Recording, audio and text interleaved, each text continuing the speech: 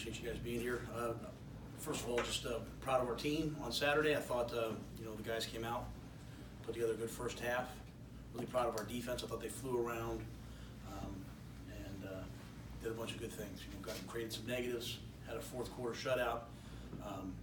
Bounced back from a little adversity on the tremendous run that the young man had and the third down play that they made. I thought there were some big time efforts. Chris Miller, I thought, was special in the game. Flew sideline to sideline, made a bunch of great plays.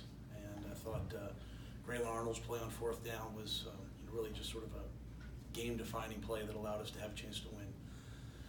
I thought, we were able to get after the quarterback, 4 sacks, so I'm pleased with that. I thought our guys did a tremendous job of, giving different looks. I thought Phil called a great game, but they also disguised, and that takes maturity, that takes confidence, and so he had confidence in them, and they were able to give a bunch of different looks, and I thought our tackling was better. So I'm pleased with our defense. I thought Charlie did a nice job on third down, especially early in the game with some big third and long plays, offensively and really defensively both.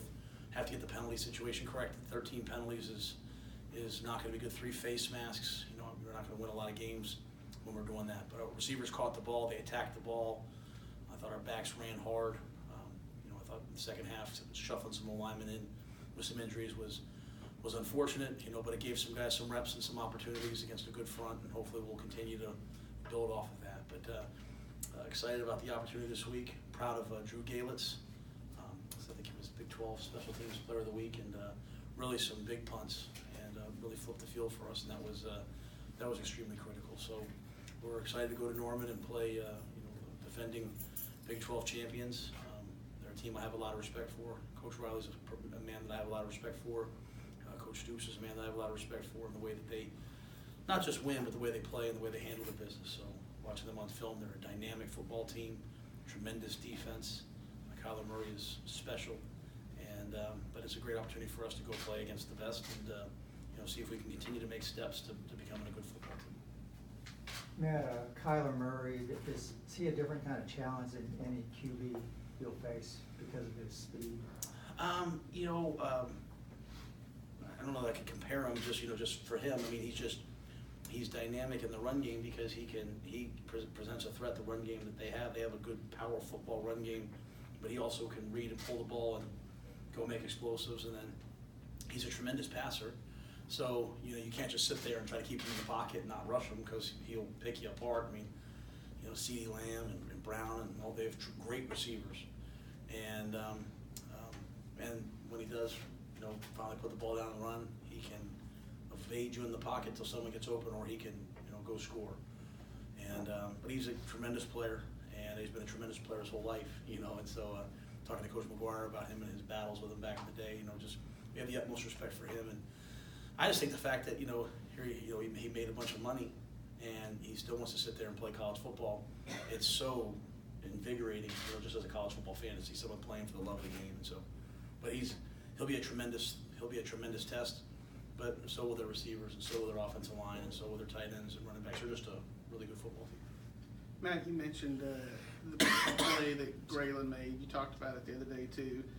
Not just the timing of it and what it meant in the game at that time, but the physicality of it, and that's what you guys are looking for.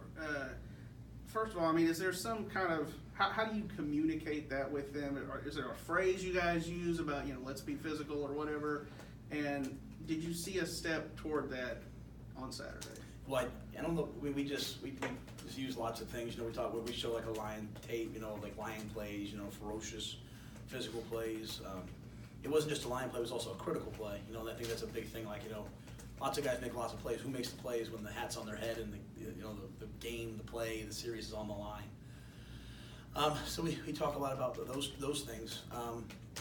The second part of the question was, how do we? Did you see a step kind of toward that? Absolutely. I after you win, you get lots of text messages. There's and I appreciate them all, but I got one from some football people that I really trust, and they just talked about watching on the game, just the defense looking fast, looking physical, and we did more last week in practice than we had done, and that's always been sort of like the balance I've been trying to, as I try to push the guys on defense here to understand that you have to practice really well to play good defense. You can't scheme to good defense. They competed in practice really hard last week, and then it showed up in the game. And, you know, even on the play with Puka, I thought Jamison Houston, you know, running the play down and not quitting and getting the ball down at the 5. I mean, we forced it to a 3rd and 10 when they converted it, but I'm sorry, guys. But I just thought last week was a real step, and the little things like, you know, James Lockhart had to go inside and play some, you know, defensive tackle and got up the field, and Ira and a bunch of guys, you know, just playing hard, getting after the quarterback. I thought that they played with a different sense of purpose and physicality and swagger. You know, part of being physical is running to the ball, you know, and so the week before we kind of jogged to the ball, and then yesterday I thought we ran with purpose, or Saturday we ran with purpose, and that's what we're trying to get the guys to say. We don't want you to run to the ball for us so you don't get yelled at. We want you to run to the ball because you think you can make a play that will affect the game. And we're still not causing turnovers. It's frustrating, and we're hopeful that it'll come. But I think when you start seeing us run and hit like that, you know that, hey, eventually the ball will start to come out. You mentioned that before, being able to move your defensive linemen around inside versus outside. Why does that provide such a change for the defense? Well, because we don't have a lot of guys. You know, we're kind of, you know, Tyrone Hunt's been down, and, you know, some guys have been down, so we need to have our best players on the field. And we like to be able to give multiple looks. You know, we play a little bit of 4 down, we play a little bit of 3 down. We want to be a defense that, people have a hard time, you know, knowing what we're in. We don't want to just sit there and be, you know, sitting ducks. And so I thought having guys with versatility helps. Sometimes you can be a powerful guy outside, and when you go inside, you can be really athletic for being inside. And but it, you know, it all comes down to mentality. If you put your hand in the dirt and you line up and you say, hey, I'm going to go get vertical, I'm going to get north. If you're the aggressor, then we play much better defense. And so I thought a lot of guys did that in the game. And, you know, when you're a defensive lineman, it doesn't always show up in the stat sheet. You know, sometimes sacks are, you know, he does all the work and I fall into the quarterback and I get the sack.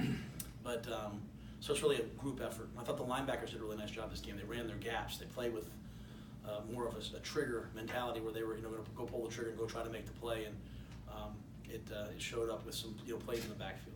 With the way last year's game played out and the way you all took them down to the wire, playoff team, one of the best in the country, did the returning players take any confidence from that, or is it just kind of a completely different year? You know, I don't know. I mean, I think, you know, the thing that I'm always just trying to get across to the players is, you know, we can never control the other team.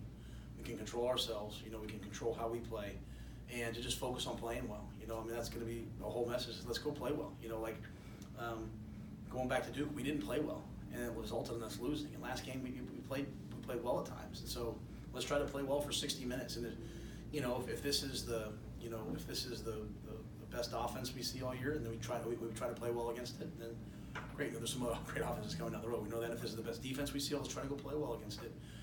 So our message is always just worry about us, focus on us. You know, let's just go do everything this week, and then go out there and play with tremendous energy and passion, play for each other. We know it was a great game last year, but it was a game of, you know, they got way up, and then we fought back, and then they got way up again, and then we fought back. And so, you know, we'd like to limit the explosive plays, limit the 99-yard touchdown, the 70-yard kickoff return. And if we can eliminate those things, then you'll just try to turn it into football and see what happens. Matt, how do you feel Terrell